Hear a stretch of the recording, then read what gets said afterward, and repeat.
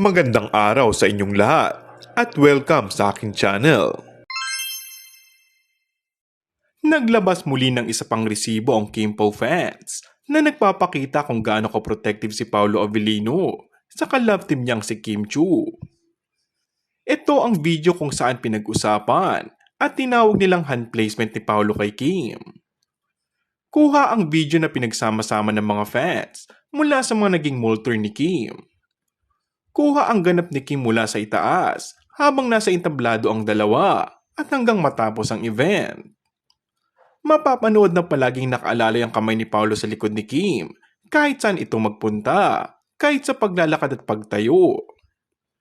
Minabasa ng mga fans ang nasabing hand placement ni Paolo na isang gentleman gesture ng aktor bilang pagpapakita ng pagiging protective nito sa huli. Kung mapapansin, walang anumang threat na posibleng masaktan si Kim dahil napapaligiran ito ng mga assistant at bouncer. Pero hindi inaalis ni Paolo ang kamay sa likod ni Kim na parang to the rescue ito anytime na ma-outbalance ang aktres. Lalong natuwa ang mga fans kay Paolo at kumbinsido silang magiging safe si Kim sa piling ng kapamilya star. And that's all for our today's video.